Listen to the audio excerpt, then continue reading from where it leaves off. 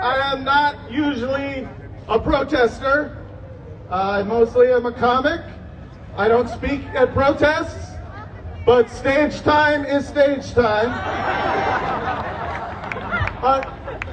Did anyone catch the March with Israel yesterday in D.C.? Oh, you didn't see it? Yeah. No one else saw it either. No one fucking went.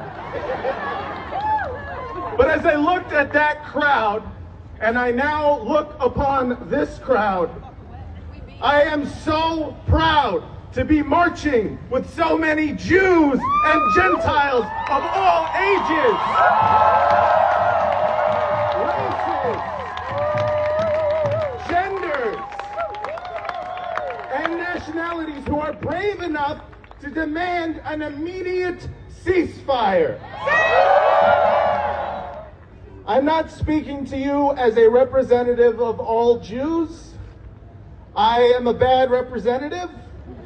I came from a secular family, and the closest thing I got to a bar mitzvah is when I was 13, and I one time saw my dad send back soup for not being hot enough at the cafe in the Holocaust Museum. That was the thing that happened. Very embarrassing for me as I watched the Gentiles look at each other, seeing this old man screaming about soup and wondering if it was a test. At that moment, I became a man. I do not represent all Jews. No single person represents all Jews, as no single state represents all Jews, especially not the state of Israel. Possibly New Jersey, though. That is why I'm here. I am tired of Israel claiming to represent me, my family, my friends, my pets. That my existence is inextricably linked to their existence. That the existence of the Jewish people can only be secured through oppression, displacement, and genocide of Palestinians. I am tired of the Zionist weaponization of Jewish fear and trauma. And also, as someone in the entertainment industry here in the middle of this tourist trap, I gotta say, I am tired of the intimidation, the punishment, and blacklisting of both Jews and Gentiles. Jews and Gentiles who have the guts to say what every major human rights organization has said: Israel is an apartheid state. From the river to the sea. Okay, so I was going to say now no one will hire me. I know actors who have been dropped by their agents for this. I know agents who have been fired from their agency for this. And I know entire writers' rooms who don't dare speak up, and I do not blame them. But I know this.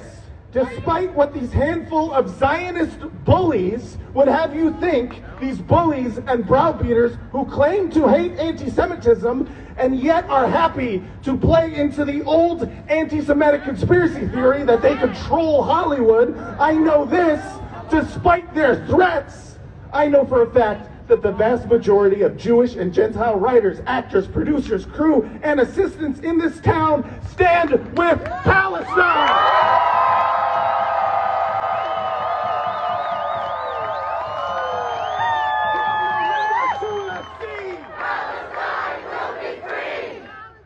They call that slogan genocidal.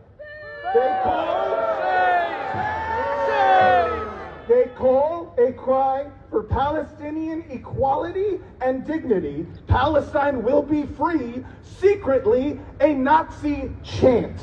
Yes. Nazis, famous for bearing the lead on hating Jews. Free, they say, free is a code for genocide. A state where everyone is equal is not genocide. And they can figure out the name later. They can call it Palestine or something. It's close enough.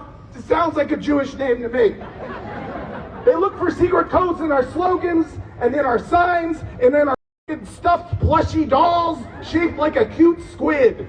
And they say, oh, see, mollusks, those are anti-Semitic dog whistles. That's what they say. And while they look for hidden messages, they say out loud, Palestinians are animals. They say that Arabs breed too much. On TV, they say this.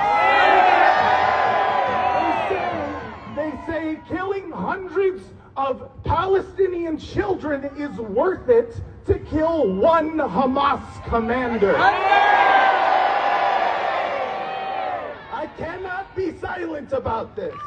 We Jewish voices calling for a ceasefire, calling for peace, who are critical of Israel, critical of Zionism, we are inconvenient to the narrative that to speak out against the crimes of Israel is to speak out against the Jewish people. With one hand, they call Gentiles anti-Semitic for using the dual loyalties trope, and on the other hand, they call you traitors for a country you're not even from. I am from Culver City. My homeland is Culver City. Our existence as Jews of conscience is inconvenient to them, to the point at which people like Avi Mayer at the Jerusalem Post suggested that all of us here should be excommunicated from the Jewish people. And this